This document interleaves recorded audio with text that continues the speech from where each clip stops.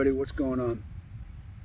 I'm sitting here on the beach down in Puerto Peñasco, Mexico, Rocky Point, very top of the Sea of Cortez, and just kicking it, you know. This video I'm going to talk about how I got my my temporary residency here in Mexico.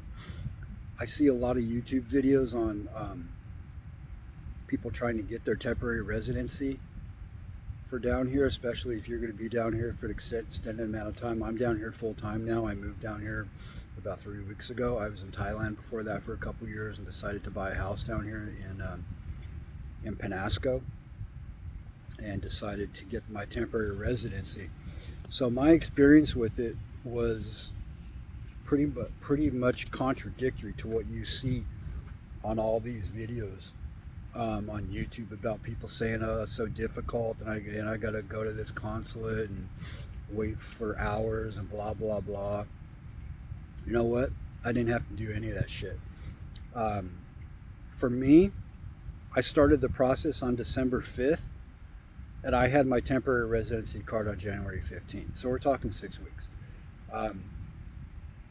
What I did first was I went to the Mexican consulate in Tucson, Arizona, and I had all my paperwork. I did the economic insolvency, so I had bank statements and everything for the past 12 months, proving that I made the $52,000 a year that the Tucson consulate wanted. Keep in mind, every consulate has their own requirements. There's no set standard. So the Tucson one was $52K. So I qualified for that. So I went in on the 5th, made the appointment for a week later. So a week later I went down there and boom, I was right in there. I mean, but it was at 10 o'clock in the morning. There was nobody inside the consulate, zero, no people. So I walked right in, had my appointment. I was in and out in an hour and had the visa in my passport. And they basically said the next step is you got 6 months to physically go to Mexico to start the the next process. So 30 days later, basically, I drove down to Rocky Point down here. I got the FMM at the border of Lukeville, the 30-day FFM. You got to make sure you get the 30-day FFM and not the 180-day tourist one, because the 30-day one is for the residency. And so at the residency office right there, once you cross the border in Lukeville, it's right there on the right in Sonoita. Seriously, took me 10 minutes. Showed them my passport, told them that I needed the FMM for the residency.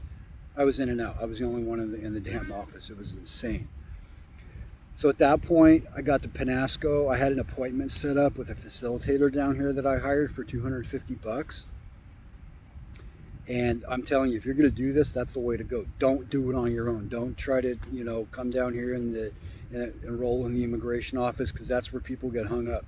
For $250, the facilitator, she took care of fucking everything. I didn't have to provide any more paperwork beyond my passport or the FMM. That's it. No electric bills, no additional kind of requirements or anything. She took care of everything. She even took care of making the appointment at the immigration office. So my appointment was I think at noon or something. And I got there and she said, okay, let's go to the immigration office. So when we went down there, dude, I'm telling you, there was a line out the door of foreigners, people trying to get in there. And the wait was like 5 hours for them. And the facilitator, she went straight to the front of that line, because she had the appointment already set up and everything. I bypassed all those people, and they asked me a couple questions. I paid $315 for the visa, and 15 minutes later I had the card. Simple as fuck. I mean, it doesn't get much simpler than that. So I'm telling you, if that's something you're interested in, doing that temporary residency, for me, doing that facilitator was the easiest way to do it. And if you need any of that information for here in Penasco, drop a comment. I'll be glad to pass that along to you. But for me, I'm doing this temporary residency thing to get the permanent residency. So the thing is, you got to do the temporary residency for 1 year. Then after 1 year, you get it renewed for another 4 years. I think it's 3 or 4 years, one of the two. And then after that, when it's on that 5th year, it automatically turns into the permanent. and you don't have to prove any kind of insolvency or anything at that point. You just pay the fee and you get permanent residency. And with that, there's so many benefits of it. You get to take advantage of the Mexican healthcare system.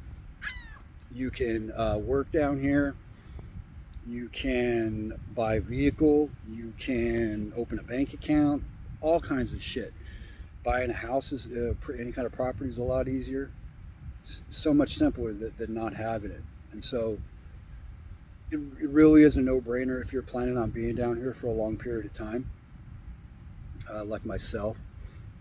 And you got any questions about that specifically towards Peñasco? Because that's my experience only. I can't talk about any other locations in Mexico, but down here in Puerto Peñasco, if you got any questions,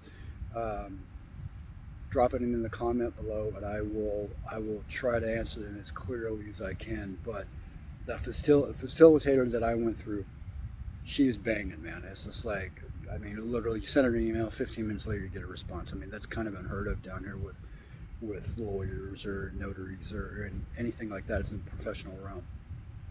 So hit me up, and I'll be glad to answer any questions. And until the next video, late. Peace out.